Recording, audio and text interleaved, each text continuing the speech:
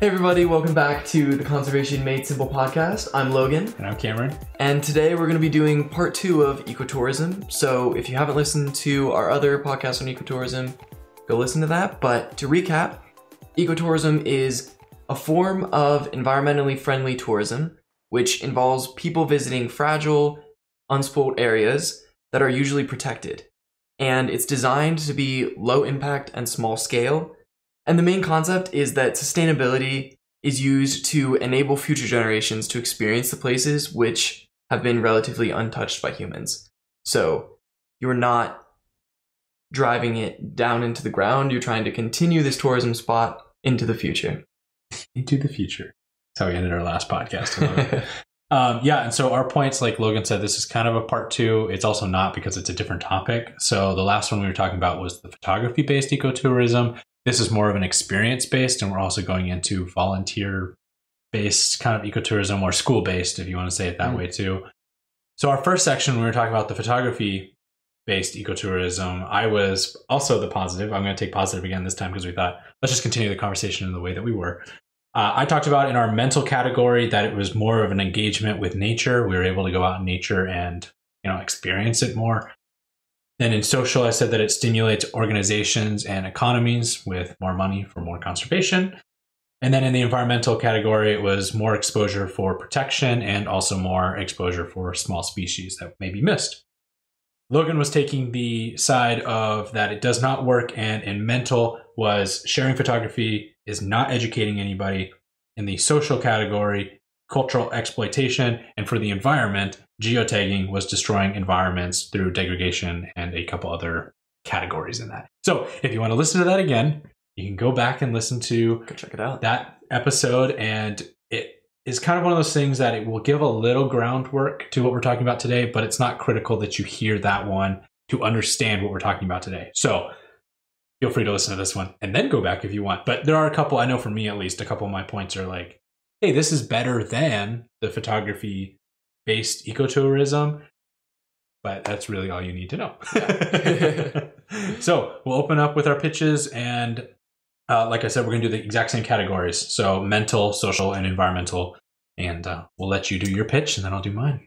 So I'm going to be taking on, again, the point that ecotourism is actually bad for the environment and bad for people. So mental-wise, I'm going to be arguing that it's a marketing gimmick. You only really see nature in its best light, and that because of that, it can actually be detrimental to the way that people understand nature in its actuality. For social, we're talking about how voluntourism is actually more about the individual than it is about the cause that you're providing service to. And for the environment, we're talking about how it's not as great as it might seem. That, again, it leads into the fact that it's a marketing gimmick. Ecotourism, while told as something that's both great for people and great for the environment, is actually detrimental to both. Nice. My pitch is a little bit more sweet and simple in terms of mental impact. I am arguing that it is actually really good for our mental state to go out into nature and experience it this way, and it's not actually experiencing it just its best, which I'll back it up a little bit more in our environmental category when we get there. For social impact, it is a great way to employ locals in multiple different ways, as well as the education aspect where you're coming from schools or volunteering. You're able to help out that environment and help out the people in that environment more than if this was not a thing. And then lastly, in our environmental impact, it's one of those things that you have to protect these areas to get tourists to go there, and you want to get it absolutely beautiful in its natural state. So that's where we'll go there. But we'll go back to our mental impact, and we'll kind of start looking at that. We're going to go in the same framework we did last time of being able to do about, 10, 15 minutes. And we'll try not to go longer than that and try not to bounce back to these ideas. My opening aspects to this, as I was talking about, is the nature encounters, where you're starting to respect or love animals that I think may not get as much attention as they should. For us, I know we've talked about this before, like sharks. It's a big love of yours. Yeah. Hyenas are one of my top 3 animals that I absolutely love, and wolves, we've talked about as well. These are animals that get a lot of bad rap. And being able to go see them in their natural environment, or be able to see how they interact with each other, or how they interact with just the entire ecosystem, can really change your perspective on these things. And I think that can be spread across all types of different animals, but especially for those that get bad raps. You're also talking about this idea that local ecotourism is usually led by locals. It not necessarily always by indigenous people, but by people that have grown up in that area at the very least. They know it by the back of their hand. They know the patterns of the animals. They know the patterns of, just where the migratory patterns are. I could, all the different types of things. They've got it. They understand it. They know where it goes. And on top of that, you are experiencing it in a more natural setting due to the fact that you're in it for the long haul. You're like in that environment entirely. I would say that to that, you only really see nature in its best state. And you're talking about how, the ecotourism industry wants to protect conservation so that you're making sure that you're protecting the environment and showing people the beauty of nature, right? And the practice has been deemed as a form of tourism recreation that's both nature-based and sustainable by the Food and Agriculture Organization of the UN. But allowing tourists to visit relatively untouched parts of the globe in good conscience to observe wild animals in a natural habitat is not as sustainable as it might seem. The marketing aspect of it also means that people are paying for the experience. So the people working in that industry are going to try to make sure that they enjoy their experience. And that means that you only really see the environment during beautiful parts of the year. People don't really lead up to the events that created this industry. And we'll get into that when I talk about social. But it's a doctored experience. And ecotourism is the fastest section of tourism right now in terms of growth.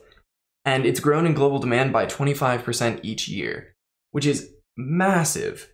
But there's a lot of organizations jumping on this trend that don't necessarily actually fit the mold.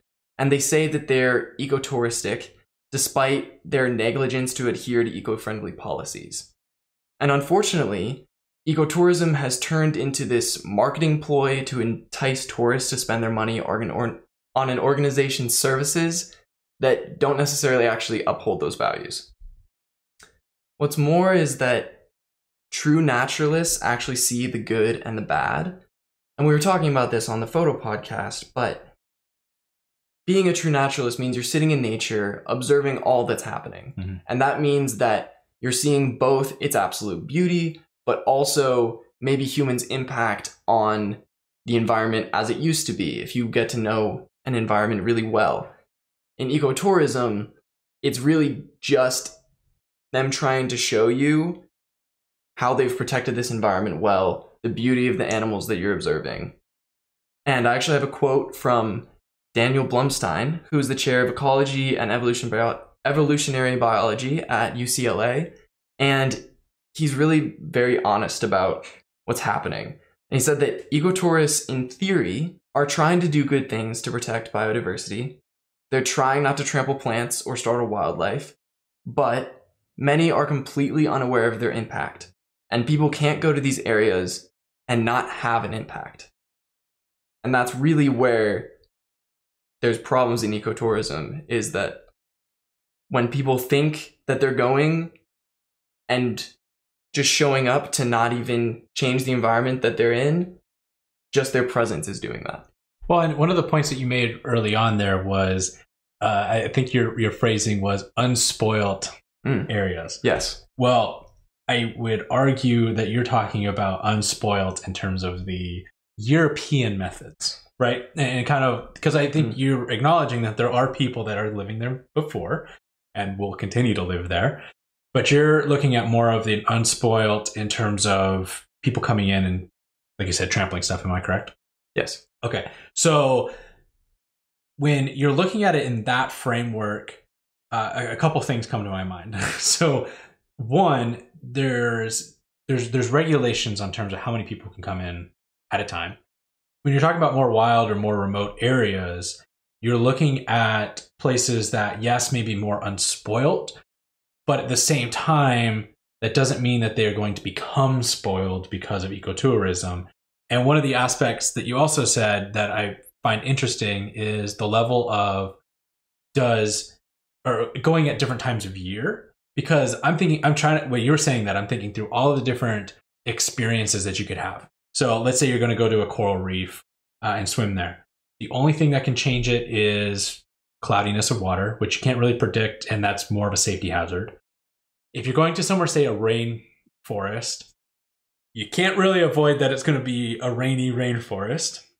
If you're going to go to a place like Africa, you may be trying to get to a point where it's not super hot, but you're generally going to get it when it's super hot. Or if you go during the wet season, you're prepared to go for the wet season, and that has its own appeal to it. I mean, animals obviously react very differently in both seasons. So you'd be like, I want to see it in the dry season, or I want to see it in the wet season. There may be more tourists that go for dry season, but that's, not for us Washington people. But it is a level of, I think the concept that we say, oh, people only want the best, that applies when we were talking about photo ecotourism and you're looking at places like Horseshoe Bend where it's just this rock formation. Yeah, you want to just go on a nice day because you're literally looking at a rock that's going to be there tomorrow. Whereas for this, you're going to these remote locations where, oh, you know that this animal is going to be at this watering hole traditionally. It doesn't matter if it's rain or sun or whatever. That animal is going to be there. Here's a time to go see it. People want to go see it.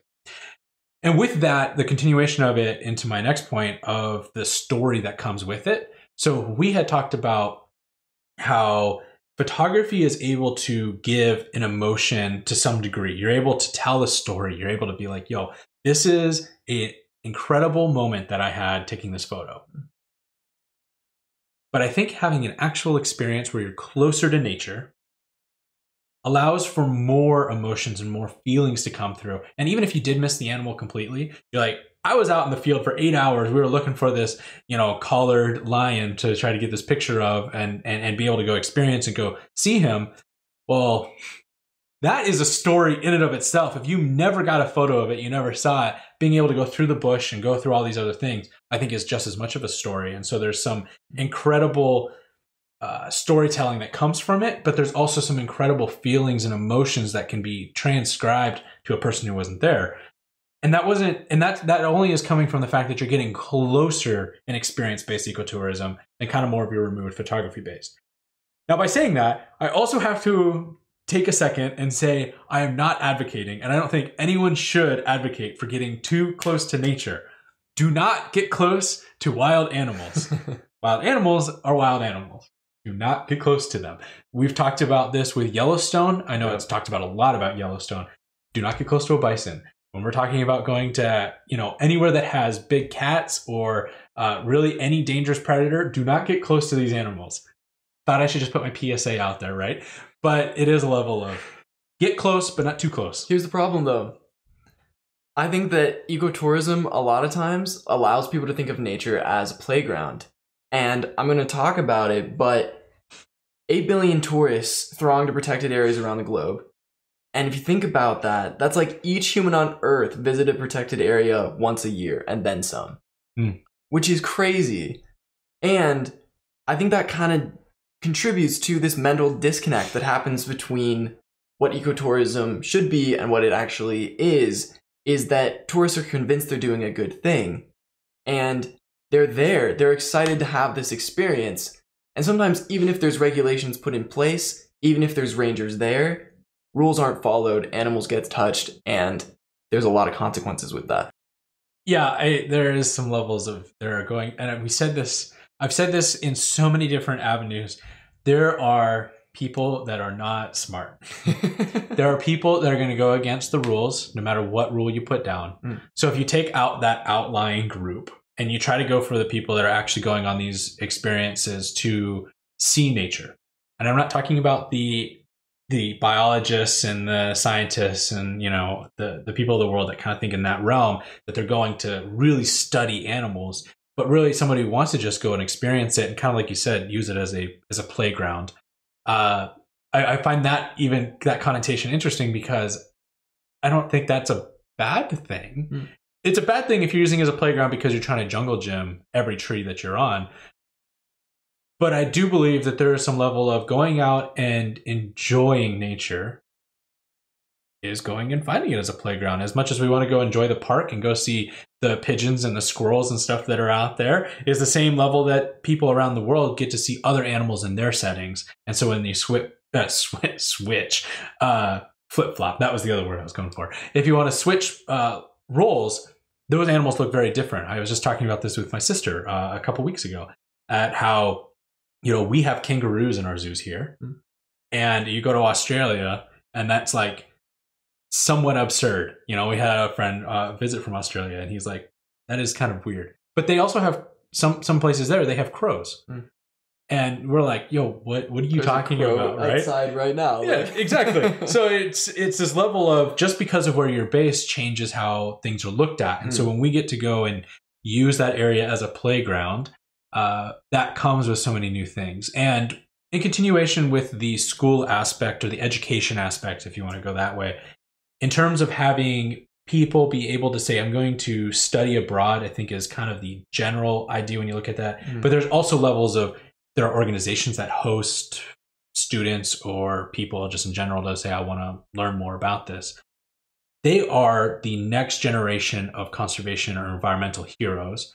And these experiences are not only life-changing, but solidify which direction or which avenue you're going to help the environment. And that comes solely off of sometimes a ecotourism-based format.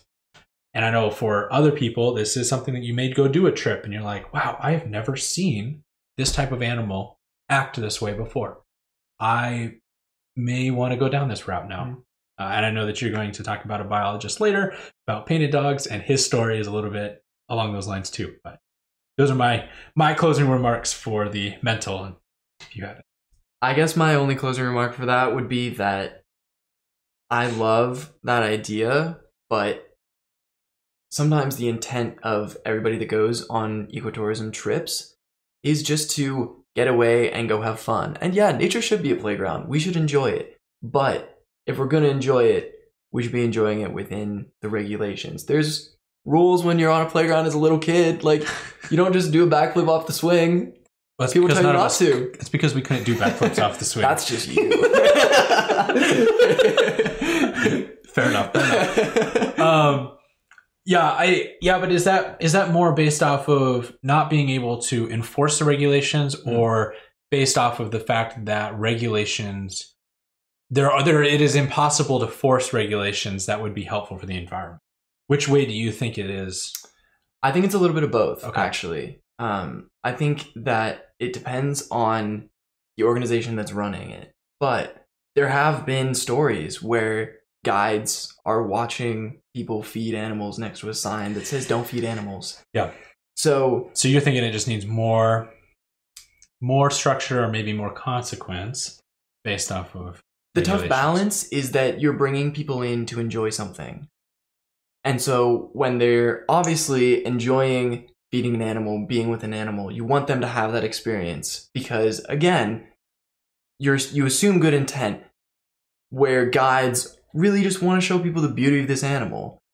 But finding this balance between having respect for what you're seeing and enjoying it is what's really hard, because it's a privilege to be able to go to that place and experience that natural world that's different from your own.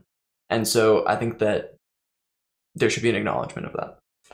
So it's more of a cultural mental shift that you're saying needs to happen before any of the things that I was saying is going to be applicable. Yes. Okay. Well, we can go more into that, but I think we should go to social impact and where that goes. So I will let you. Yeah, so jumping right into social is that there's a potential for conflicts between the local people and industry. And you brought up how ecotourism, and you brought up how ecotourism brings in local people. But And really the underpinning of kind of my argument for social is that money runs the world. And so Can't argue that. even when you're trying to have local people run an industry, there are going to be larger corporations that come in. There's cruise ships with more resources that can take over the industry. And sometimes conservation organizations have to make the decision between whether or not they're going to let these ships come because they bring so much industry, they bring so many people, and they don't have to fight for bringing those people in. But there's really detrimental impacts that come with that. And a lot of the time, it's that local people aren't involved as much. More is that indigenous cultures can be harmed by a large influx of visitors. We talked about this a little bit in the last podcast, but I want to bring in more. And that's that a notable impact of tourism is on these traditional values. And there's this thing called the demonstration effect. And it's where local patterns of consumption change to imitate those of tourists. And this process erodes the authenticity of local community. It erodes culture, food, traditions, architecture, dress, and religion. And really, instead of it being deeply ingrained in culture and being inward focused, in order to serve the tourism industry, sometimes it ends up being outwardly focused, where indigenous cultures are distorted to consumer culture in order to keep these tourists coming, and that leads to exploitation of resources and wildlife that's currently destroying destinations like the Bahamas and the Philippines. Lastly, and this one is one that's, I think this hits the hardest, is that relocation of locals. Sometimes local groups of people get displaced from their homes in order to make way for these ecotourism hotels and expansions of national parks, national resource excavations.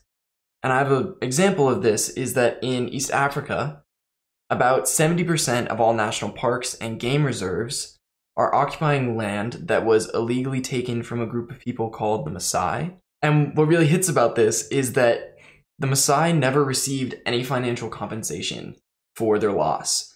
And more than that, new employment opportunities benefited educational professionals rather than the native people of East Africa. And unfortunately, this is a recurring story. And so trying to figure out how ecotourism can actually incorporate locals is, I think, a big problem that's facing the industry right now. With the argument of the Maasai tribe being rehomed, which I'll start there, is this idea that I think there was, I mean, I can't argue the point that money rules the world, but there is an aspect of the ethicality of things has been shifting a lot, and especially here in 2020. There's been a huge shift in how we are sourcing things, how we treat other people, how we look at things. And that's more of world scale, not just, the US. So a lot of these things that may have been started, even if they were early 2000s, still had a different mindset. And especially if you go even farther back to, 50s, 60s, or, before 1900s. I think in today's world, there's a lot less of that happening in terms of these newer resorts that are popping up. I have one example here from the Miss Soul Foundation. One of their workers, Ahmed Soltif, probably butchering that, let's be honest. He said in an interview with the Economist, with the Economist, in their interview there, he says that 200 of his people in Indonesia are now employed by the Miss Soul Foundation and have become turtle rangers instead of being fishermen for turtles and sharks. And he goes on to talk about how this is an incredible opportunity because they've been able to shift from not only something that was unstable, i.e., are we going to get enough sharks to be able to feed our kids this month, to something that's stable, but they're also shifting from something where they go, we know we're hurting our environment and we don't like this, but there is no other way, to, this is a way that we can not only be helping the environment, but we're preserving it for our kids and future generations. And the other aspect that you were talking about in terms of the exploitation aspects, I would argue that the experience-based ecotourism is a lot different in terms of there's no show aspect that really comes with all of this. I know in photography-based, you can maybe talk about how there were some shows or how people would want to see a traditional-looking, say, Maasai tribe. And so, for those of our listeners, I air quoted that, but air quoted traditionally looked Maasai tribe, and so they can get those really cool pictures in their eyes. Where this is more of, I want to just experience the nature that's around this. And so I don't think it's really based off of the people that are there, but more on the actual environment and the nature. Also, as you have mentioned, in terms of how money rules the world, these trips are more expensive than really any other type of tourism trip. More or less. Depends on where you go. But ultimately, they're more expensive, and this is going into more money for those conservation organizations, again, if they're doing it appropriately and ethically, and it allows for those future generations of local people as well as for the organization to be doing work within that area. So I would say that that is actually something that is helping local people more than just saying, oh yeah, we're exploiting everything, or we're looking for a show, or you're trying to bring these people to say, hey, you got to get out of here. That may have been the old way, but in this, and especially with the Masol Foundation, and I know for some of the things that we've talked about for our future as an organization, these are things that we want to do. You want to come in and work with local people and say, how can we best help you by helping the environment? And that is a shift that is happening in so many different industries, but especially the environmental industry. It's about those local people first. Yeah. I would really love to believe that. And I think that there are places where that's happening.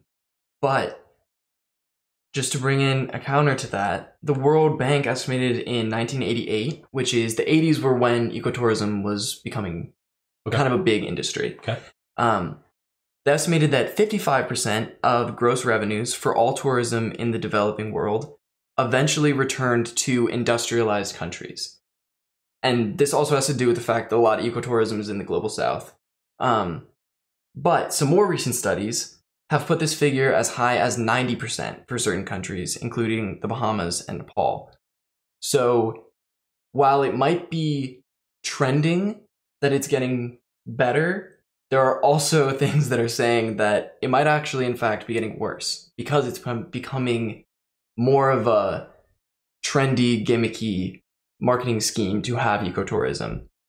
In Annapurna region of Nepal, in the Annapurna region of Nepal, ecotour operators are forced to import a lot of foreign goods to support the ecotourists that come, and because of the inadequacy of local resources, only 10% of what truckers spend there stays in the local economy. And so when we're talking about locals, it also pertains to both the individual, the person living in a home in that country, but also the country as a whole and kind of where economically money is flowing. And the issue is that ecotourism businesses tend to be foreign owned, and local products and labor are not necessarily utilized the way that they should be. Yes, and I would think on a couple of those. So one statistic that you were saying in the 80s, they were talking about 55%, and then it's now transitioned to 90% in some studies. And let's take Bahamas, for example. Mm-hmm.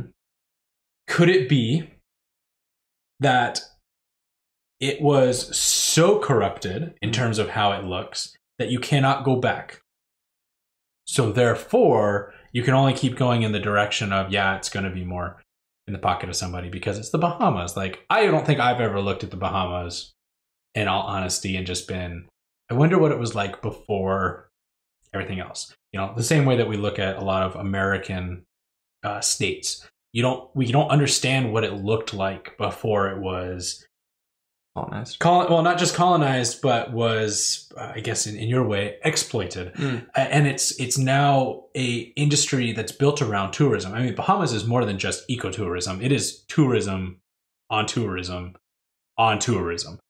So there is really no way that you can kind of pull back the Bahama any tourism from Bahamas and say, yeah, we should have probably done this differently and now start funding new little small things. So where I'm looking at it is, where are the new stuff coming in? Where's the shift to that? Because what's going to happen is not only are you saying, here's the new standard, but there'll be regulations being put on the old standards. And so when you're looking at some of the countries outside of these hot spots that are already there, the Bahamas or Nepal that you had mentioned, you are able to say, no, let's do this differently now.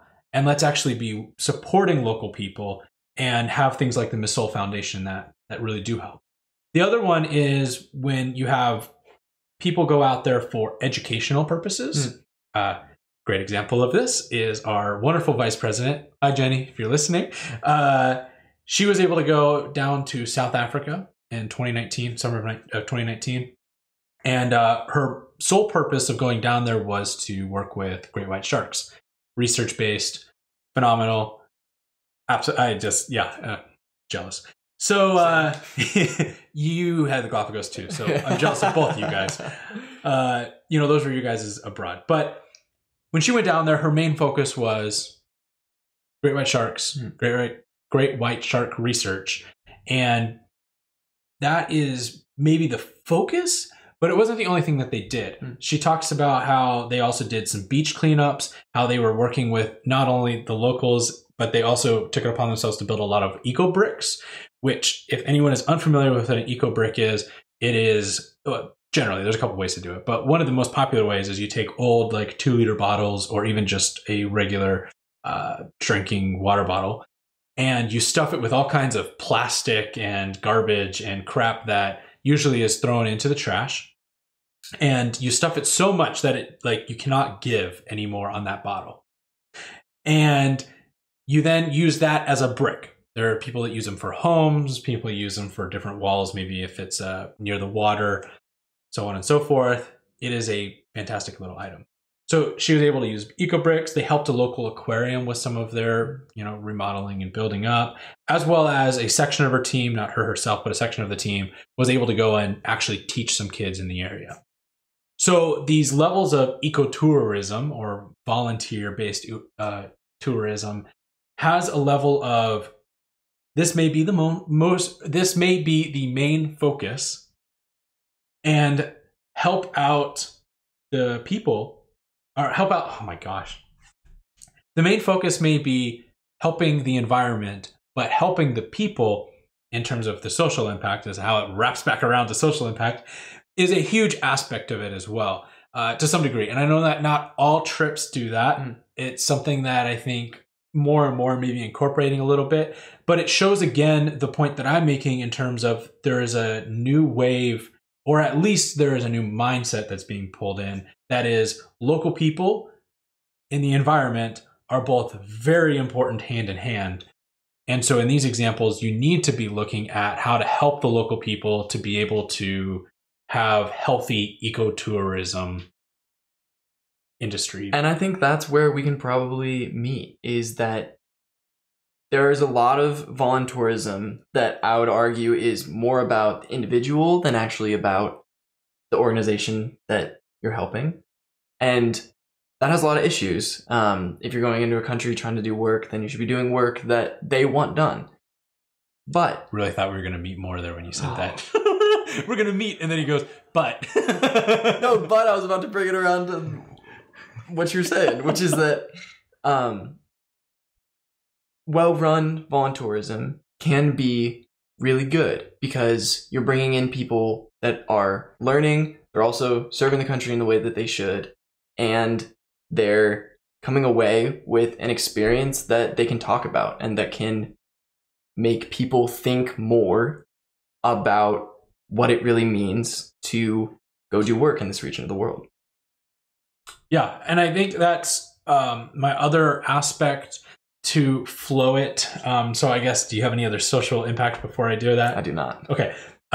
My last argument in terms of the social impact, because I think it's one of those ones that it's, without trying to repeat all of our last episode, because this is one of the aspects that the social impact is kind of the same for both types of tourism, is especially with this experience-based ecotourism, you're really looking at the fact that environmental health is sometimes, and well, really not sometimes, a lot of the times, is connected to the culture of the people. Mm.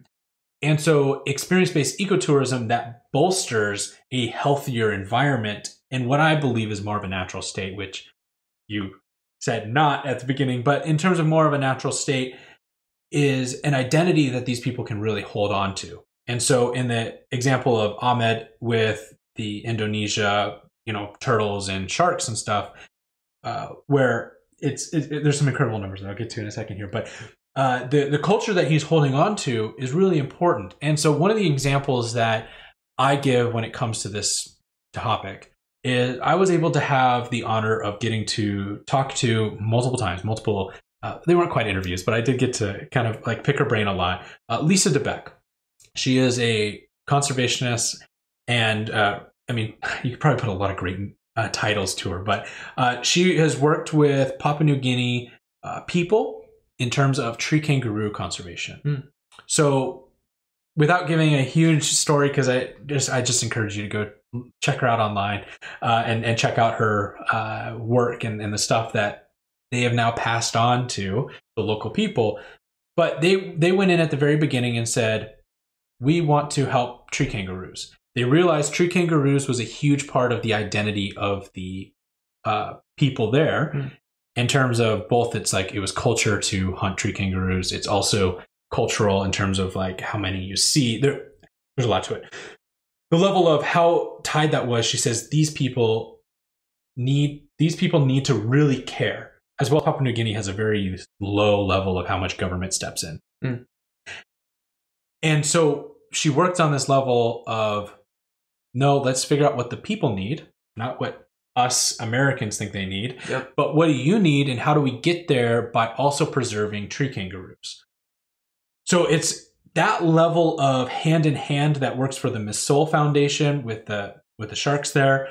It's how it worked for Lisa DeBeck. And I think a lot of organizations, companies, ecotourist hotels, or whatever you want to title them, are starting to do, which is bringing them more together instead of displacing people and saying, no, you aren't supposed to be here, or you're not even allowed to come on these trips.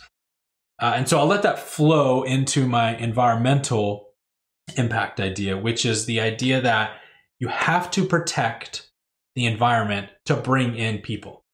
It is terrible marketing if there are no animals or plants or anything to see. Because it's bad marketing to have less animals, you have to not only be protecting it, but you want that environment to be thriving. And generally, you want it to be thriving in its natural form. Mm. So as much as I know that you're going to twist to this idea that it's this doctored or this picture perfect, like what we want to see, I think people are enjoying more and more of getting to see what's supposed to be there. Back to the Miss Soul Foundation, they came to originally came to those islands and said, we are noticing that there was a lot of shark finning, turtle shelling. I don't know, what would that be? Just collecting turtle shells. There was a lot of killing of these animals. And they said, no, we want to protect these animals. So they went back to protect them first, start working with local government, start working with the local people, start putting these in place. Starts working. They start, they create a little reserve. They then create the foundation around it. Ultimately, wonderful thing as a standalone product.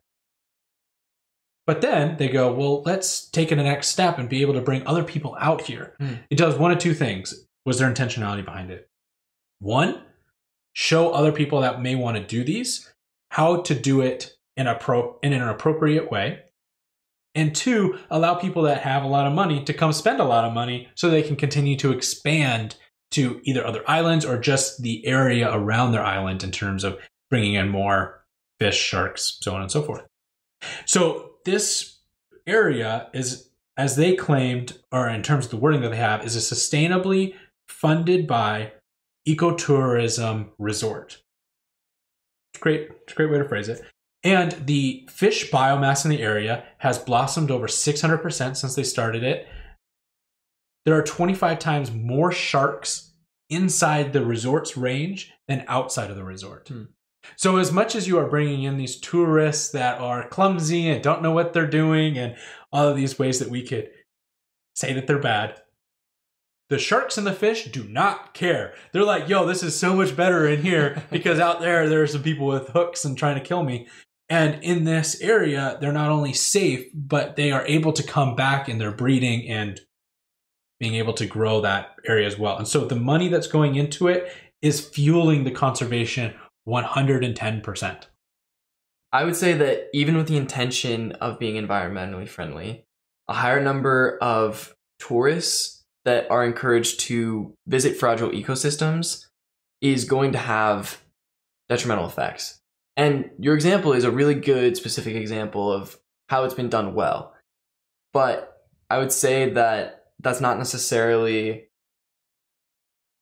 that isn't necessarily representative of everything that's happening. And economically wise as well, there's kind of a catch-22 in that financially successful ecotourism initiatives also bring in more people, which brings in population pressures. And here's where it's kind of a delicate balance. So I'm going to bring in this example from China, which is that it's one of the fastest growing economies. It's experiencing an increase in demand for nature-based recreation, basically as a consequence of individuals having more disposable income. People are making more money, they want to go on more vacations. Ecotourism is expensive. Right. And interesting, and so people want to be able to go do that. In 2011, protected areas covered 14.9% of China's terrestrial surface. How much? 14.9. 14.9. Sorry. 14.9. Yeah. 14.9. 149% of it. I'll just go back. In 2011, protected areas covered 14.9% of China's terrestrial surface, and out of the 1,110 protected areas in China surveyed, 93% had developed ecotourism. So it's a booming industry. But tourist activities are detrimental to nature reserve success because they tend to be motivation for tourists to visit. And again, this constitutes this negative feedback loop, which is that increasing tourist volume decreases the actual attraction by damaging it, and it thereby makes ecotourism unattractive as a business strategy. It's also evident that managing tourist numbers and infrastructure for protected area conservation while maintaining public satisfaction is a really difficult balance to try to figure out. And when ecotourism is functioning well, it figures out that balance, but not everyone can do that. What's more is that quiet and respectful naturalists may have a lower impact than family groups who use protected areas for noisy recreation. Children. People that are coming with their family, which is great. You should show these children these incredible environments, these new animals. Maybe they'll grow up to be a conservationist. But the physical development of these protected areas and the infrastructure there can create a really big concern for conservation status of a lot of species in China. And lastly, you were talking about how the fish and the sharks don't care, right? The problem is that there are animals that do, and there's a threshold on some species' tolerance of human disturbance and others that aren't as tolerant of it. And that's going to kind of change the species makeup of the area if you're coming in and creating a bunch of noise, having more footsteps. All of this is going to make animals that are really, really sensitive to those kind of activities disappear. And that works for ecotourism because most of those things people probably won't really notice because we like macrofauna, we like large animals, beautiful animals that you can observe. But there are likely impacts that are happening that people aren't fully aware of that scientific studies probably need to figure out more about. I think one of the point that I'm hearing out of this that you're saying is that as more people are having disposable income, which ultimately just comes from the fact that there are more people on Earth, and the percentage may stay the same of how many people have disposable income, but because there's more people, that percentage includes more people as well, that they are wanting to go on more and more of these go-tourist vacations. And so therefore, more boots on the ground into these areas. So the way that you could fix that would be a really easy, there's only 200 people a day allowed here. Done. That's it. End of conversation. And then it would never have to be out of control. So maybe there's some regulation aspects. I also would argue that the more remote that you're getting, the easier it is to start controlling people. Because you're like, I can only build 18 huts based off of this regulation of how many I can have on this island. So 18 huts, you may be able to fill it with your 5-person family, or you may be just by yourself, but there's only 18 groups of people that can be out here. And then the items that they have are all, so there's more limitations and more controlling that you can do, which then does do less unintentional destruction. But also the argument of more boots on the ground doesn't always mean that there's more destruction happening, because, again, arguably, you want to have this beautiful area that the tourist itself may not care about. They may be like, I'm here, so I'm going to enjoy it, and then I'm going to walk away. But somebody's going to be coming up after them and saying, no, I'm going to clean up after this because I want this to be beautiful for the next group of people. So they may trample that plant, but there's going to be a new one that's planted there. So the actual environment itself is generally probably keeping about the same.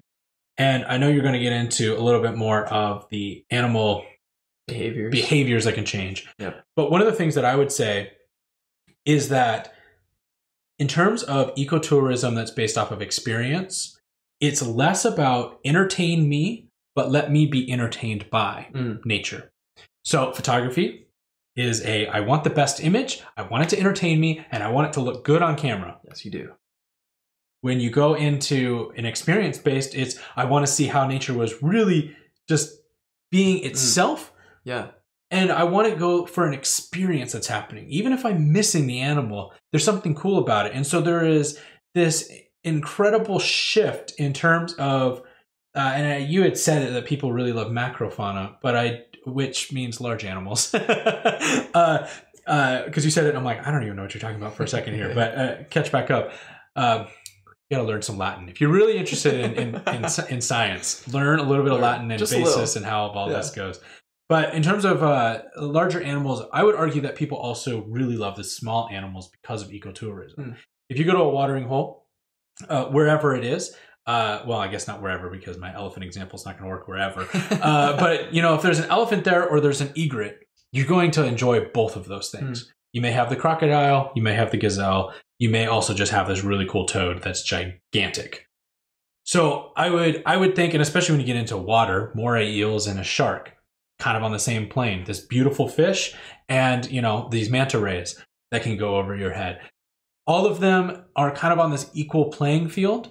And also what comes with the experience aspect is the things that are really gross on camera, but can be really fun. Oh my gosh, I got to see this elephant was nursing its calf and then he pooped on it. It may be a kind of a funny photo, but not everybody really enjoys that photo. But the story that comes from it is so great. That's true. So I think you start leveling the playing field when you come into these things. And you're also allowing for people to come into these environments and say, no, I want to see it as a natural environment, not as an environment that's set up for this beautiful image, which also plays to the idea that we're talking mostly experience-based, is mostly about animals and plants, because that's the only thing that really changes. Rock formations are great, but it's more of a photography-based idea. Which is maybe why I'm not so much into it. So, I mean, I think you have...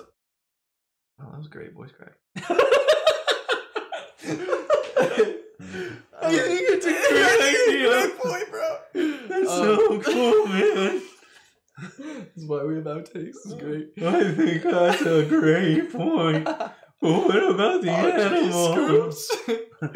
Boy, Scoop, let's get out of here. God. Oh my gosh, what was I even going to say? Something dumb. Can't beat my point. Oh, I can. Just wait. Oh, you gave it to me. Yeah. I don't even know which one it is. I would say that you have a lot of good points there, but those are intentional, right? And the problem is that there are unintentional things that happen. Things that can be mitigated are things like increased pollution in the area. You need to actually have infrastructure to be handling people's trash. Increased introduction of invasive species. In the Galapagos, if you Here we are. bring it in here, I'll bring it in more later, but if you're transferring between islands and you have any mud on your shoes, you can't bring them because there can be organisms or bacteria in that mud that's getting transferred. Right. So good ecotourism mitigates that. But the things that can't be mitigated are things like natural behaviors. And this idea that ecotourism doesn't really affect animals because all we're doing is like standing back, sitting, watching. But 2 examples to bring in. Okay. First, to bring back the Galapagos, is that there were studies done that marine iguanas, which are honestly, when I went, one of the things I wanted to see the most, and I did, and it was incredible. But they're finding that populations that are on parts of islands where there's a lot of tourist activity differ in their amount of corticosterone. Corticosteroid is basically like a way to measure stress. So these iguanas are more stressed. And because of that, there's hypotheses that it's actually affecting their ability to reproduce. Which can be a really big issue because they're already protected in the area. They're not necessarily endangered, but they are endemic there. They only exist in the Galapagos, and so they need to be protected, which means they need to be able to reproduce. Second example to bring in is from the All Creatures podcast, and it's in Zambia. If you have never heard of the All Creatures podcast, check it out. Fantastic podcast. Absolutely should. Sorry, I had a butt in there. No, definitely needed to give a shout out. It's taking tourists to go see painted dogs, which are these incredible African painted dogs. African painted dogs. Yeah. Incredible animals that live in Zambia.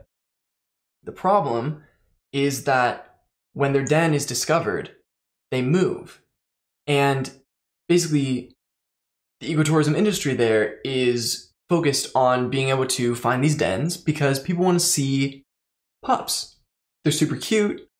It really brings in the emotions of people, which maybe will make them care more for the animal. All really great intentional ideas, right? The problem is that the unintentional effect is because they move their dens more often, they're losing more pups.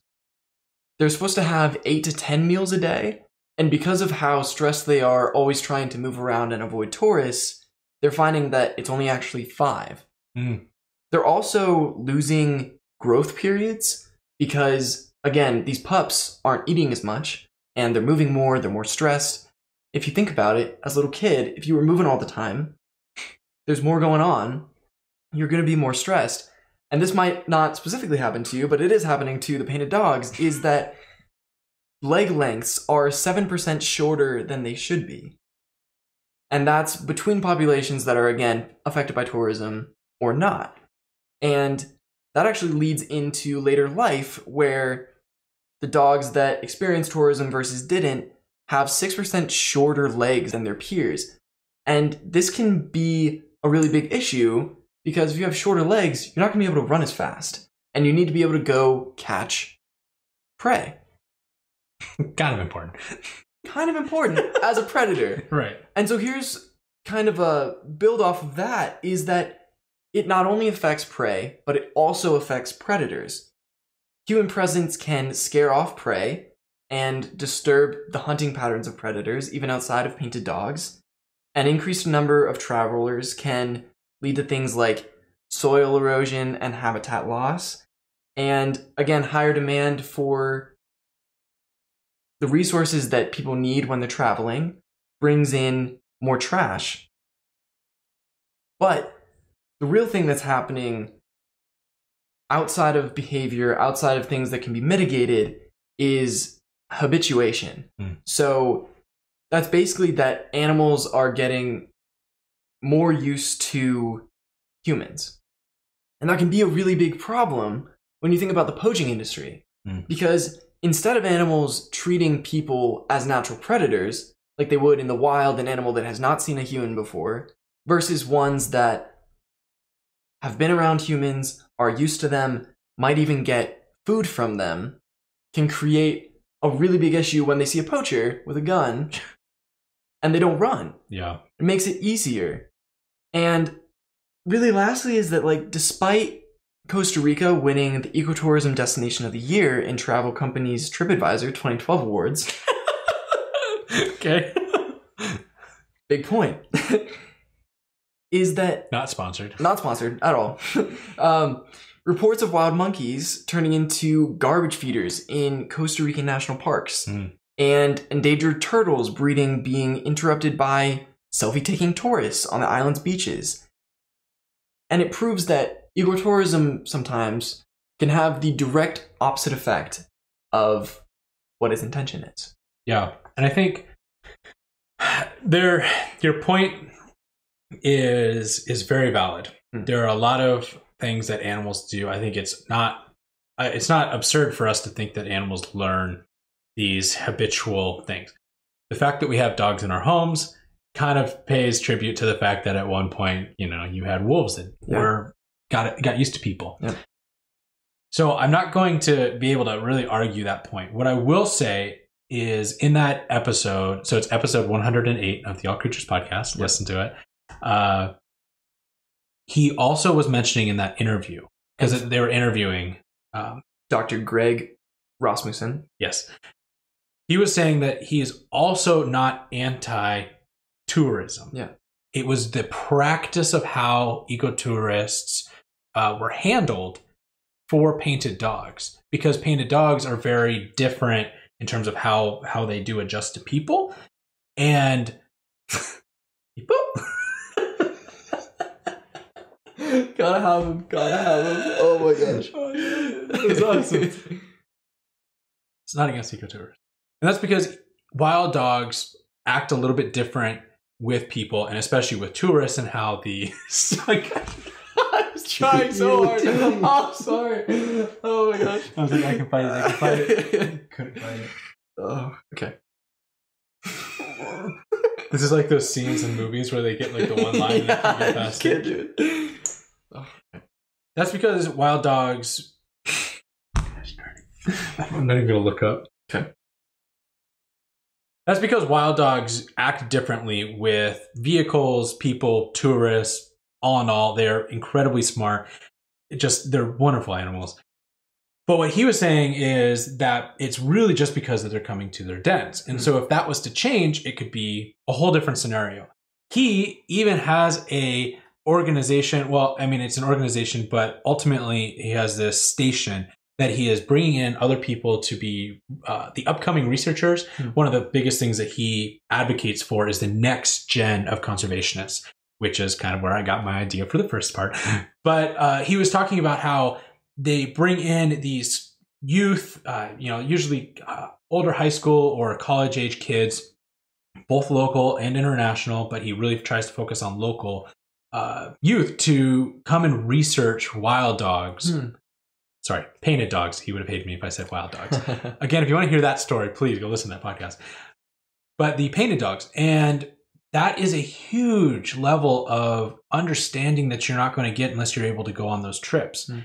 And the points that you're making in terms of how animals were behaving, again, this is something that I think we back in the day have changed, or we kind of corrupted it, and now you can't switch it. Some of those monkeys. I know when I got to go visit Mexico, one of the trips we went down to Mexico, we fed iguanas with bananas, like the little shop there, just like, oh yeah, all these iguanas, like buy a couple bananas and then you can just like feed them.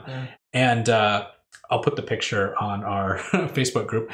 I was going through a bandana phase. Don't judge me. It looks bad, but don't judge me. That was a young thug. So anyways, these animals do get habituated, but I think we are now learning that we can't be doing this. And so we're trying to pull back from nature a little bit more. And so if there are some more regulations, maybe that's where this all comes to a head. And in terms of to kind of like wrap up our environmental impact, minus Logan's got one more point he is telling me. Go ahead. Yeah, my last thing is just kind of bringing in the context of today and the idea of transmissible diseases between people and animals. Okay. And this isn't necessarily like sounding the alarm. Mm-hmm. So don't take this as like an anxiety-inducing piece. You'll get shorter. I will. More stress, shorter. 6% shorter, actually. Oh, okay. Just your list. Is that the Washington Post was conducting interviews at wildlife sanctuaries.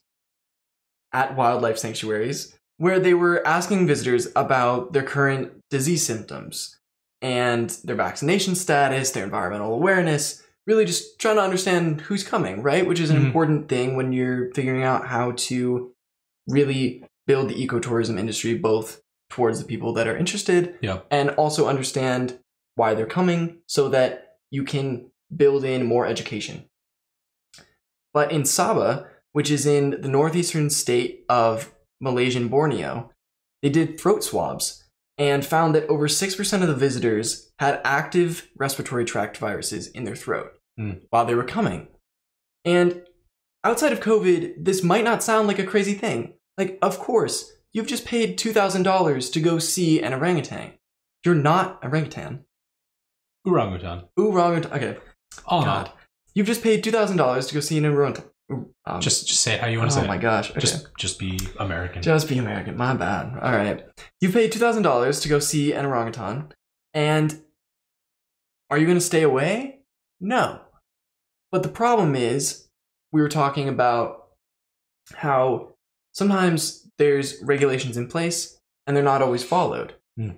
But there are transmissible diseases both from animals to us, but also from us to animals. Right. And wild ape populations don't have vaccines. Or if they do, then they're in a facility, right? They're being actively managed. And so when you're going out into the wild and you have an infection, it's possible that that infection could hurt the animal.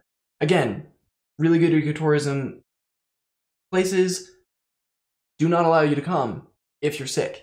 And if you have any hints to it, as far as I know, like gorillas, I'm going to see gorillas. Even if there is no reason for you, gorillas and orangutans, because there are no ape CVSs, you are always masked up. And that was before COVID. Yes. They were masked up for years and years for this reason. Yeah.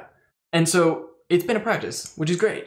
But there's little things like Bob Holmes, who's a journalist that wrote about his experiences traveling and documenting this kind of behavior between animals and tourists, is that at Table Mountain in South Africa, which is the home of the rock hyrax, really cool animal. Yeah, they're awesome. It's this small thing. It looks like a rodent, but it's really cute. It's Incredibly weird teeth. Incredibly weird teeth, which is why people like to feed them. So, but there are signs everywhere saying, please do not feed the animals. Please do not touch them. And right in front of these, largely unenforced by staff, you see tourists petting them and feeding them. And so again, being able to actually create good ecotourism is really important to the success of the industry, both because you're trying to actually conserve nature. In order to have the industry continue, it needs to be done well. And if you're going into somewhere and let's say you're going to see orangutans and you make one of them sick, that industry might not exist in the future. So really important to think about that as well, just as an extra kind of added layer in thinking about your interactions with animals in the wild. Yeah, and I think that if that wasn't already part of your opinion, my opinion in this whole thing is that when it comes to ecotourism, it comes down to the people. Yeah. So I think ecotourism is a fantastic thing. I think it can be a very fantastic thing. Let me correct that. There are many places that do things poorly. And I'm happy to admit that. And, that comes from the fact that I'm also pro-zoo. And there are many zoos that I've been to that I go, wow, this place needs to be shut down tomorrow. Ecotourists, the same thing. And I think there's also a lot of just innocence that comes to it. When I was younger, and my family, we did not know it was bad to be feeding the iguanas. It's just a sweet encounter. And you're like, yeah, of course we'll buy some bananas. You don't think about that. No. But now we can look back and go, that was not a bold, that was not a good move. Yeah. So this, I think it needs to be confronted on two sides. Oh, well, a couple tips. I'm sure it'll continue. The idea is, one, if you are going on ecotourist trips, please be respectful of wildlife, be respectful of the environment, and ultimately respect the guides or, whoever it is that is leading you in that area. Follow their advice. Yeah. If they're saying don't do something, don't do something. It's important. Don't push it. Yeah, they are saying it for a reason. Yeah. With that, so there's this level of you. If you're traveling with someone else, don't be afraid to say we shouldn't be doing blank. And on top of it, if you see somebody come back and they're showing you pictures, just maybe there's some education aspect. They may not understand where this comes from. So I think that's really important. Also, we need to be looking at, when you are booking these things, look at the organization. What are they doing? Why are they doing it? Are they doing it to make money and it's cool that they have this ecotourism thing? Or are they saying we want to do ecotourism because we want to fuel this conservation? The painted wild dogs is one example. You also have the one that I was talking about with the Miss Soul Foundation. Many great places that are doing it. So look for those places first. Really, organizations are more important than a company that's doing it, because most companies are probably not giving back. And this is where it's coming back to the developed countries' pockets. Yep. And lastly, I think there needs to be more regulations in these areas. So one, maybe it's something that you need to report a little bit of what you can do, saying, hey, this is a place that we shouldn't be going to. I'm not saying full boycotts, but just saying you need to change this. Otherwise, less people are going to come to you, right? There needs to be overall changes in terms of how ecotourism is approached, in both how it treats locals, how it treats animals, so on and so forth. And I can kind of go down this entire list of all these things that it could or couldn't do. Ultimately, it comes down to those 3 points. Watch yourself, watch others, and be attentive to the organizations. And hopefully within all of that, if you doing it, policies will be made on the other end, which will be pushing more regulations on it.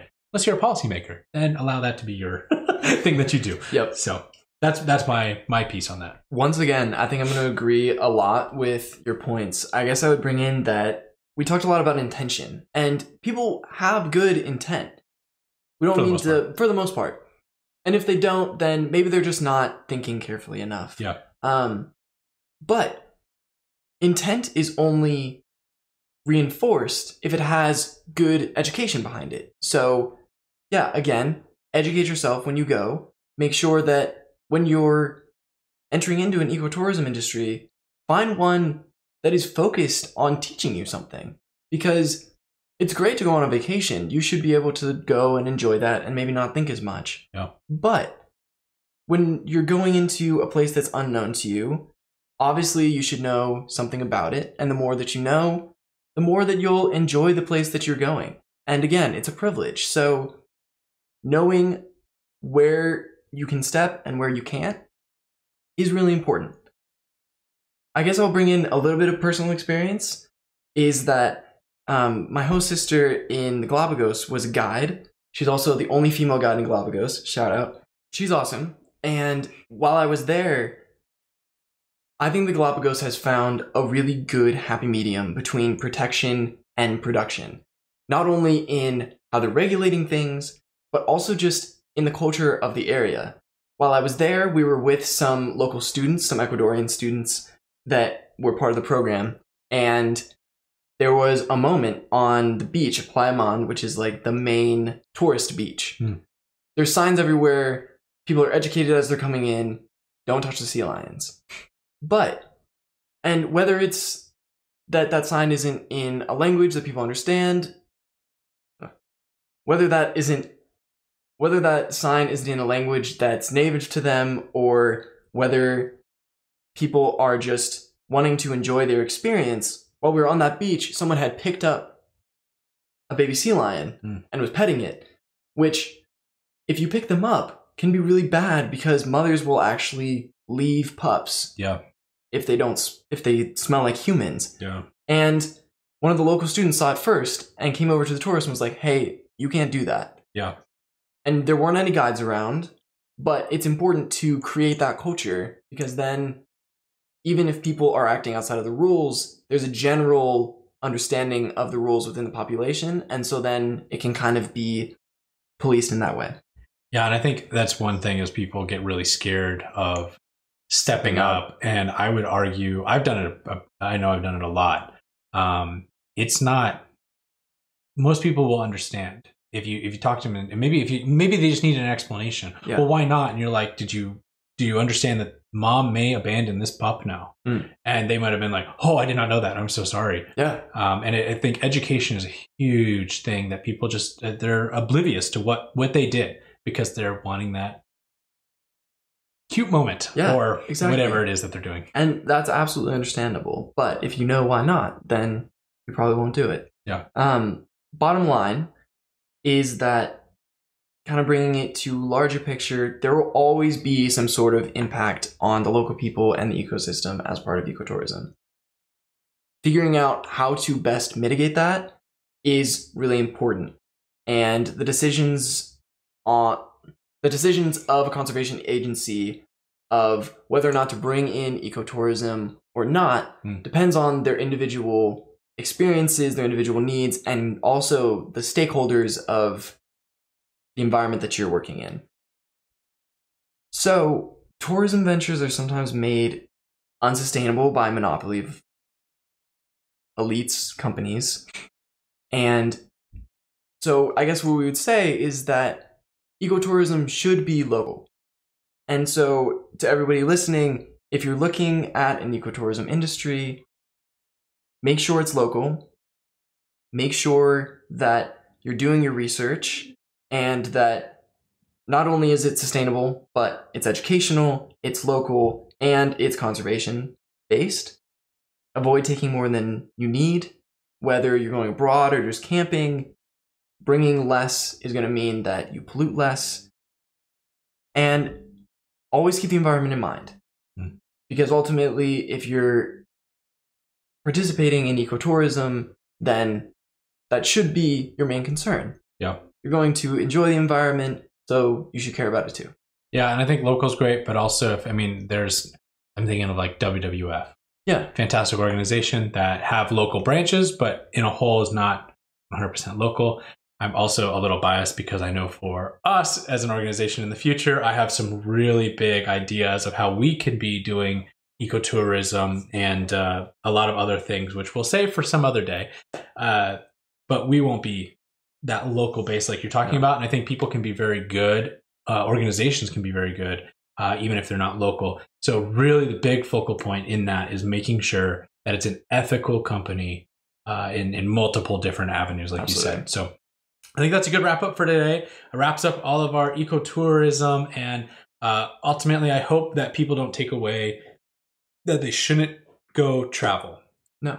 Please travel. Or that you shouldn't participate in ecotourism. You should experience in these things. You should see things. But the biggest goal of this that we should take away is that there are a lot of things that we need to be aware of. Mm-hmm. There is a lot of there's a lot of negative things that we also need to be aware of. And that's what I love most about these debates, if you want to call it that, between us, is being able to talk about both sides that you may not have understood in the first place. And so that's where we can end it there. Next episode that you'll be listening to, we're going to do something a little bit different. We're going to bring news stories to you.